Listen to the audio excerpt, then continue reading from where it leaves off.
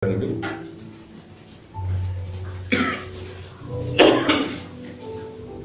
Ya, salam.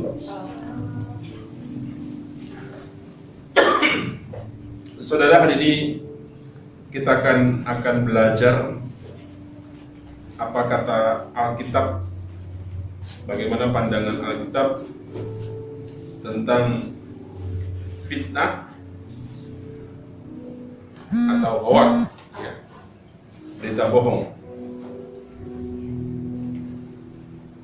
Kita mungkin sudah tahu mendengar tentang sebuah ungkapan yang mengatakan bahwa fitnah itu lebih kejam dari pembunuhan. Nah, fitnah ini adalah perilaku yang jahat, lebih jahat daripada pembunuhan. Nah, sebenarnya Tuhan sejak lama sudah mengingatkan kita betapa mengerinya tentang dosa fitnah. Nah, fitnah ini adalah salah satu bentuk dusta yang dipandang keji oleh Tuhan. Coba lihat di dalam kitab Amsal pasal yang ke-6. Amsal pasal yang ke-6.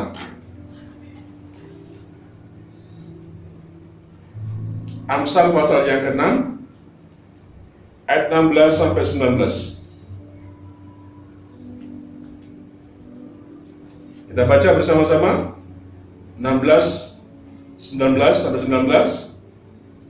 Amsal 6, 16 sampai 19, 34. 6 perkara ini yang dibenci Tuhan, bahkan 7 perkara yang menjadi kekejian bagi hatinya.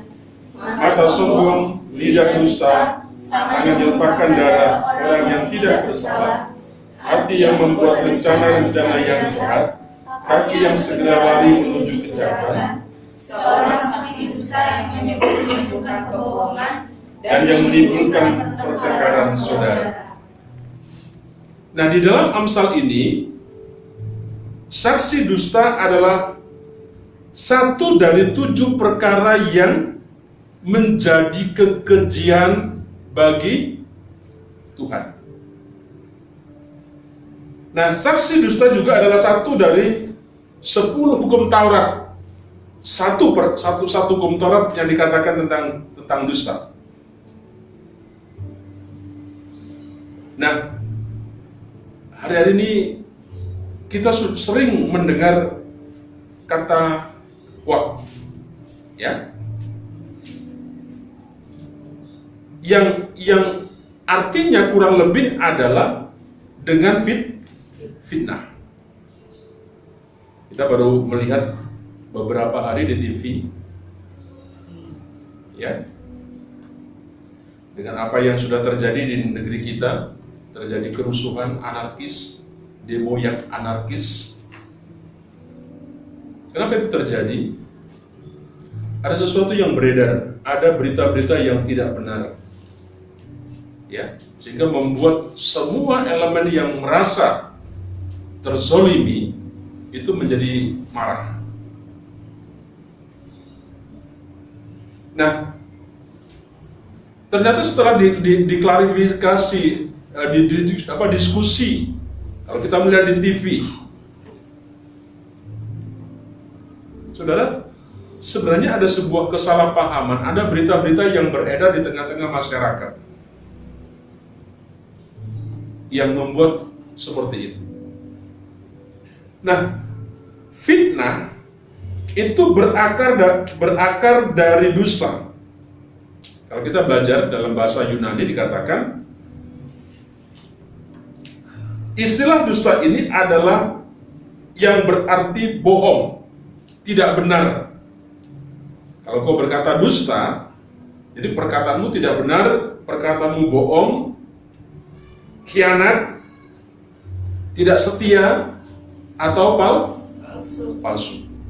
Berkata dusta. Nanti kita bisa melihat, mengaplikasikan dalam keseharian kita, ya. Hari ini datang kok, datang, gitu kan. Nah, sedang hoak merupakan serapan dari bahasa Yunani, okus, yang artinya itu untuk menipu. Ya, berita-berita kita kadang-kadang nipu, hanya menyenangkan, tapi yang negatif. Nah, memang yang dimaksudkan untuk menipu orang lain dengan menyebarkan informasi-informasi palsu. Itulah yang sedang terjadi. Ya, kita nonton beberapa hari, itu yang sedang terjadi. Apakah benar? Ya, namanya kita pelajar, kalau tidak kita harus tahu kenapa, apa yang sedang terjadi dengan negeri kita, dengan bangsa kita. Dengan beberapa hari terjadi sebuah demo yang akhirnya anarkis seperti itu.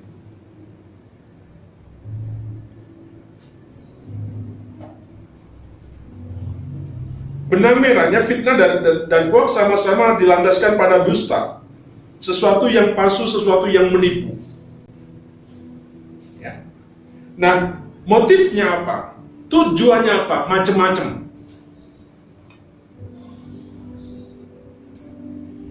Bisa urusan bisnis, ya, bisa berbau politik, bisa masalah agama, bisa menjatuhkan kredibilitas daripada orang lain, membunuh karakter, ya, dan sebagainya. Coba ini gimana nih presiden kita? Ketika terjadi demo, ngapain dia pergi ke Kalimantan? Ya, saudara, banyak hal kepentingan sebenarnya. Ya, nanti kita belajar, kita mengaplikasikan, menerapkan di dalam kesadaran kita. Apakah kita seringkali menjadi penyebar berita yang tidak benar? Apakah seringkali kita ini berdusta? Ya, perkataan kita penuh dengan dusta. Nah, Alkitab menyatakan sebuah perilaku sangat terlarang dan harus kita jauhi.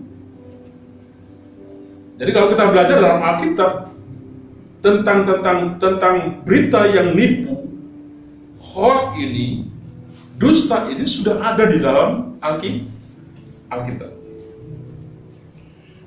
Nah, sebab itu Alkitab dengan tegas menyatakan perilaku sangat terlarang harus kita jauhi. Mengapa? Mengapa Alkitab minta untuk kita menjauhi, anak-anak Tuhan untuk menjauhi sikap-sikap yang seperti tadi? Alasan yang pertama, fitnah, hoax, dan sejenisnya itu ciri khas daripada iblis. Dan mereka yang melakukannya adalah anak iblis. Kenapa? Membuat kekacauan.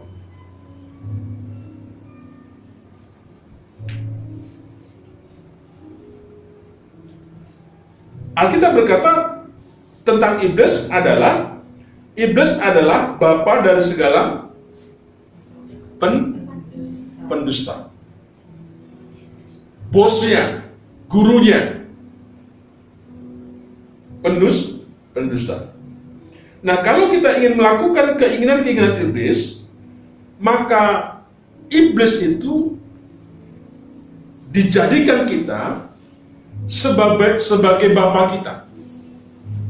Kalau kita melakukan yang seperti di atas, kita sedang memperlakukan dia sebagai bapa kita. Kita tahu Allah dan iblis bertentangan.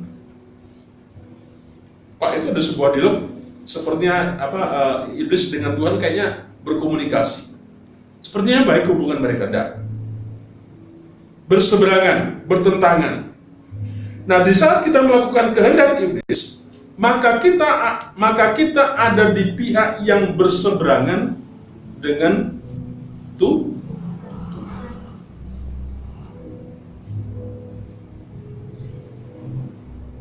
Kenapa kita dilarang? Yang kedua, karena itu menimbulkan pertengkaran. Ya. Dan bisa juga menimbulkan sebuah perpisahan, perpecahan. Saudara, saya ingin mengajak kepada kita anak muda menyikapi situasi bangsa yang seperti ini. Ada sebuah keprihatinan.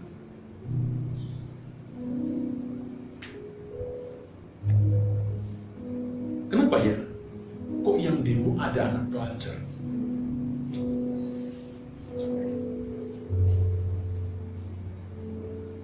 Ditanya sama Pak Gubernur, kenapa kamu ikut demo? Ya. Diajak, Pak. Apa maksudnya? Saya tidak tahu. Yang penting ikut.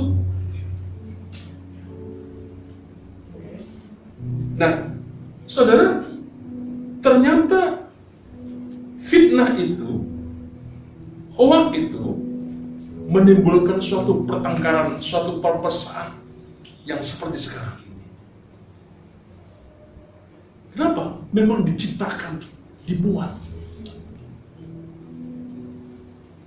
Senang kalau negara kita ini, situasi kita ini, ya seperti itu. Nah, kita pingin anak muda, kita generasi orang percaya ini, jangan. Kasihan bangsa kita. Saudara, di tengah-tengah masa pandemi seperti ini, coba, sudah dilarang tidak boleh berkerumun. Ya. Tetapi justru dengan kondisi yang seperti ini, saudara, akan terjadi sebuah klaster baru. Semakin banyak orang yang terpapar COVID.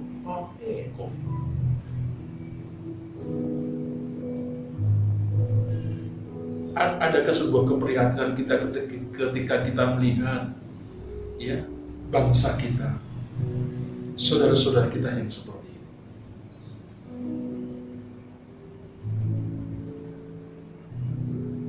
Apa? Saya sendiri susah ngapain mikirin bangsa.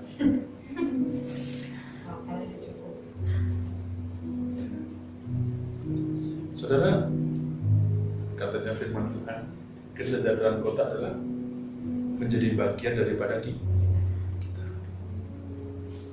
Kalau tidak, maka kita pun yang tidak di kota, di desa, kita akan mengalami keterpurukan.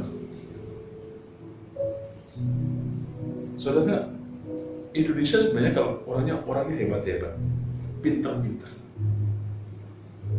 Tapi banyak kepentingan yang tidak baik yang terjadi. Ya. Nah, apa yang terjadi? Di dalam Amsal pasal 16 ayat 28, di sana berkata orang yang curang menimbulkan pertengkaran. Ya, orang yang curang menimbulkan pertengkaran, dan seorang penfitnah menceraikan sahabatnya yang karib. Perhatikan itu ya. Orang yang curang menimbulkan pertengkaran, dan seorang penfitnah menceraikan sahabat yang karib. Coba saudara, ternyata fitnah, dusta, hoak gitu ya, berita palsu, informasi yang menyesatkan, sudah pasti akan menimbulkan kesalahpahaman. Kalau Bapak ngomong begini, bukan Bapak seorang guru, seorang hamba Tuhan, seorang penyuluh, tidak. Tapi saya ingin mengajak kepada setiap kita anak-anak muda supaya kita hati-hati, kita belajar. Jangan sampai menimbulkan sebuah kesalahpahaman. Ya. Akibatnya apa? Terjadi pertengkaran. Makanya bangun komunikasi. Ya. Jangan belum mengerti apa-apa sudah ditafsirkan yang macam-macam. Ya. Nah itu kalau nantinya kita sebar, itu menjadi enggak baik. Mudah-mudahan Kalau kita kumpul di sini jangan membuat isu yang tidak benar. Wah, anak SMA Semun diajak ke gerejanya Pak Adi. Gak boleh ya. Tidak ada sebuah kepentingan, tetapi ada sebuah kepentingan. Kita ingin kita anak-anak Tuhan, pelajar-pelajar, siswa-siswa kita Kristen itu berbeda. Ada sebuah kepedulian bagaimana membangun, ya, membantu bangsa kita, negeri kita, di sekolah kita, di lingkungan kita, di keluarga kita, dengan hal-hal yang baik, yang berbeda.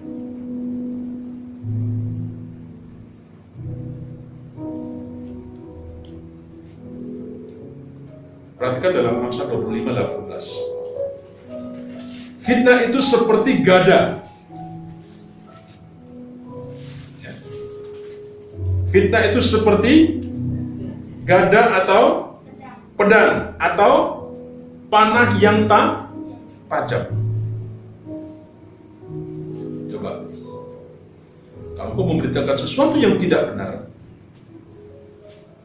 itu seperti gada, seperti pedang, seperti panah yang tajam, dan itu akan melukai. Nah, kalau dipakai untuk memisahkan teman dengan teman, ini sangat efektif. Bukan hanya teman, bahkan bisa membuat saudara bertengkar. Kalau beritanya hoak, keluargamu bisa kacau balau. Tidak hanya teman, dikatakan tadi dalam menjelaskan, tidak ada teman, keluargamu, kebersamaanmu juga bisa menjadi runtuh. Inilah pekerjaan iblis. Saudara, hari ini banyak gereja-gereja Tuhan. Ada banyak menara-menara doa, ada jaringan-jaringan yang selalu berdoa. Kalau kamu bisa mengikuti, kalau kamu punya link, kamu bisa mengikuti. Ya.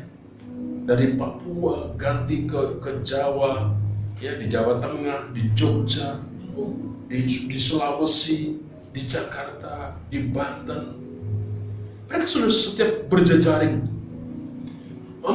mencermati bangsa yang seperti ini.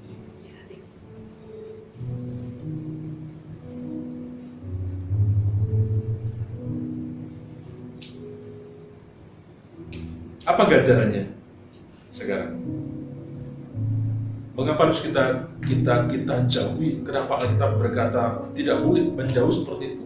Ada dua hal tadi. Yang berikutnya, apa ganjarannya bagi orang-orang yang senang melakukan ini? Yang pertama, orang yang seperti ini akan dipermalukan, ya, dan akan dijauh. Saya senang kalau di rumah, kalau malam itu nonton filmnya Dunia Terbalik. Ya, tayangan yang ringan-ringan saya senang begitu di Pak Prabu. Ya. Tapi di rumah kalau dari nonton, saya pasti senang nontonnya tentang politik. Kalau Bapak sudah lihat, apalagi kalau Freddy senang, kakak Freddy kita senangnya masih ya, kartun-kartun, nggak mau kayak gitu. Ya, masih yang begitu-begitu serang. Kayak dia ngapain nonton politik, katanya. Enggak, kalau saya nggak senang. Bapak senang nonton politik, nonton seperti itu. Ya. Nah, di dunia menarik, Bapak, saudara. Saya ini cerita sesuatu yang baik. Ya, gampang, mudah, tetapi luar biasa. Diceritakan di situ ada ada satu apa namanya, pelaku dalam sinetron itu, yang namanya si Dudung gitu ya. Dudung senangnya gosip dulu, ada foto diceritakan, gitu kan. Nah, orang-orang yang mendengar itu sepertinya kalah, begitu kan. Ketika dia berbicara, seolah dia benar. Dan desa itu, daerah itu selalu sepertinya dicemari dengan perkataan si Dudung. Gitu. Ada berita saja tentang anaknya itu. Akhirnya apa? Tidak suka, tidak senang. Ya.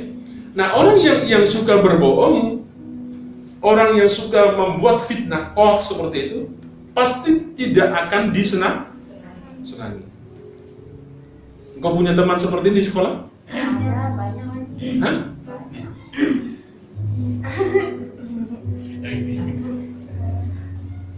Kalau kamu ember begitu, saya yakin kamu gak akan dijauh temanmu.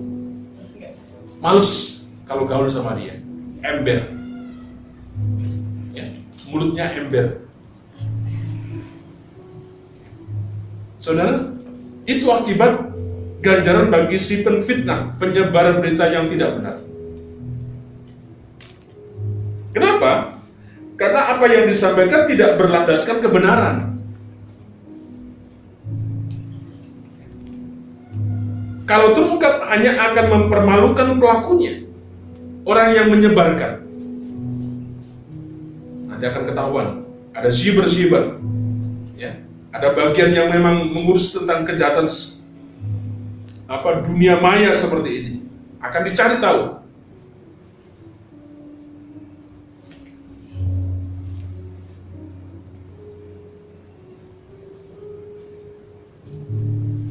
Nah, selain dipermalukan, Alkitab juga dengan jelas mengatakan bahwa pelaku fitnah akan ditinggalkan orang. Dalam suratnya yang pertama kepada jemaat Korintus, Rasul Paulus meminta mereka untuk tidak bergaul dengan beberapa kalangan orang yang menyebut dirinya saudara, tetapi mereka salah satunya adalah penfitnah, jauhlah mereka. Itu pesan Rasul Paulus kepada jemaat di Korintus. Kalau ada orang seperti ini, jauhi. Nanti lama-lama kita akan tertular.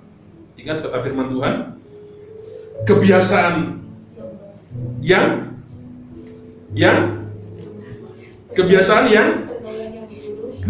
buruk merusak kebiasaan yang baik. Kalau kamu kumpul dengan orang-orang yang tidak baik, kira-kira gitu, maka kelamaan kamu akan juga sama. Coba perhatikan, kalau kamu saja ngomong dengan teman-temanmu yang jorok, anak kecil di sini, kalau di sini, kering omongannya, anjing.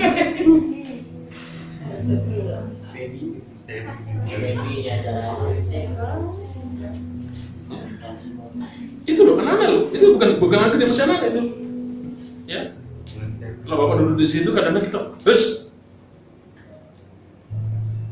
tapi untungnya bukan anak sekolah minggu gitu, bukan anak kita, nggak pernah anak kita begitu, nggak pernah kedengaran. Apa belum tahu? Tapi bisa begitu, coba, omongannya sudah seperti itu,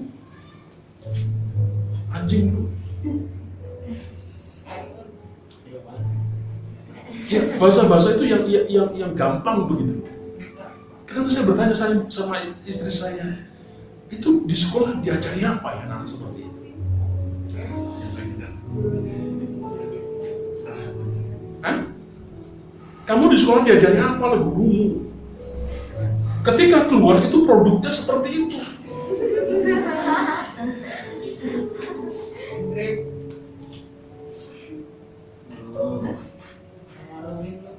Jelasnya kata firman Tuhan, jauhilah orang-orang, anak-anak yang seperti itu. Nanti kamu ketularan. Bertobatlah yang masih senang seperti itu.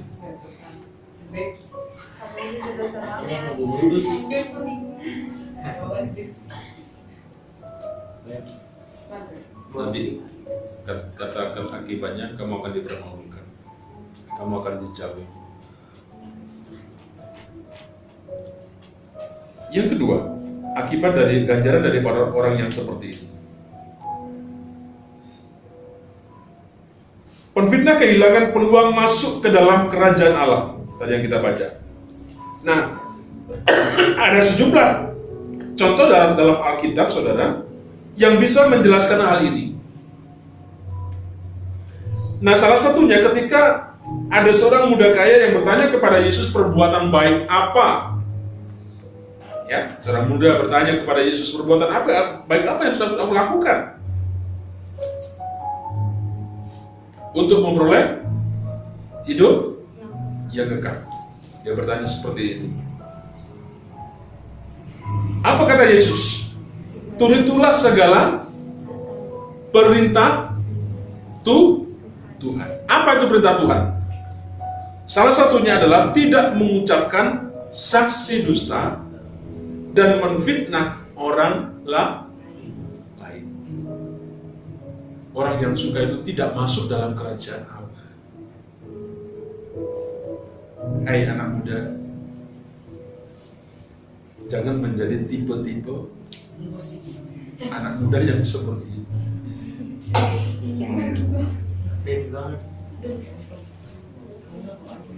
Inilah kenapa kita rindu hari ini kita berkumpul, supaya generasi kita, pelajar-pelajar Kristen kita itu berbeda, tidak sama dengan orang-orang yang lain.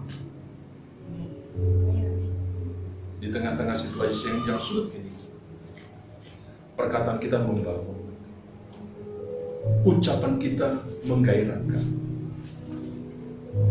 menyenangkan. Yang terakhir, ganjaran yang terakhir,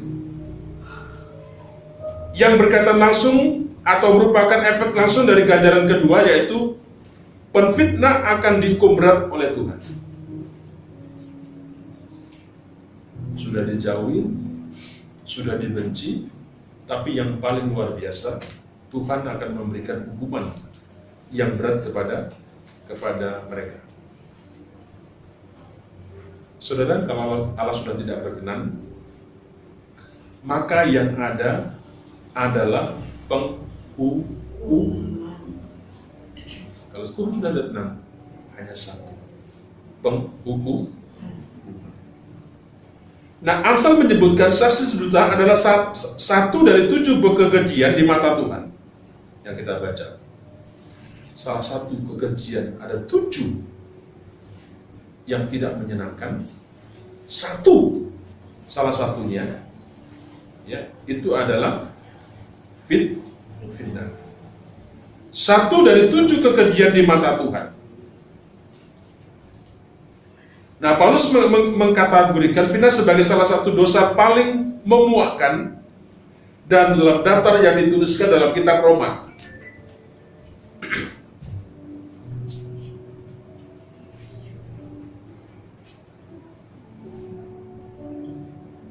Saudara, artinya apa? Tidak ada manfaatnya, tidak ada faedahnya. Ya, apapun bisa dipetik dari penyebaran berita yang tidak benar, yang hoax itu. Karena mereka adalah termasuk orang-orang golongan para penfitnah yang sangat dibenci oleh Tuhan. Orang yang suka bohong, yang menyebarkan kebohongan, orang yang berdusta itu dikatakan ganjarannya dia tidak akan pernah masuk dalam kerajaan Allah. Ya. Dibenci Tuhan. Dia termasuk pengikutnya iblis. Bukan aku anak raja, anak iblis. Aku anak iblis, kau anak iblis, kita semua anak iblis. Oh yes. Jangan sampai itu terjadi. Kumpulan-kumpulan pengikut iblis. Perhatikan, perfitnah itu menceraikan hubungan, ya, yang baik antara teman dan saudara. Ingat tadi dikatakan perfitnah, ya, digambarkan seperti apa? Seperti apa tadi? Palu. Seperti gada. Seperti pedang panah yang sangat melukai hati, membunuh karakter, bahkan menimbulkan kejahatan lain yang sangat mengerikan.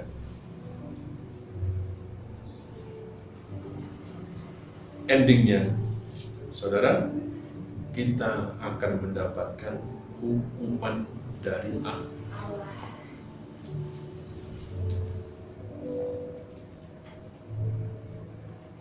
Mari, anak muda, siswa Kristen, mari kita tinggalkan, kita jauhi fitnah, hoak, suka bawa berita yang tidak baik, yang tidak benar.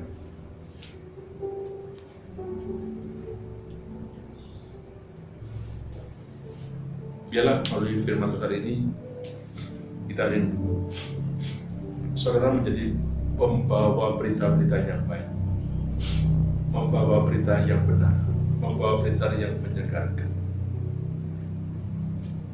Ya, kasihan situasi yang sedang terjadi di tengah-tengah negeri kita, di tengah-tengah keluarga kita mungkin.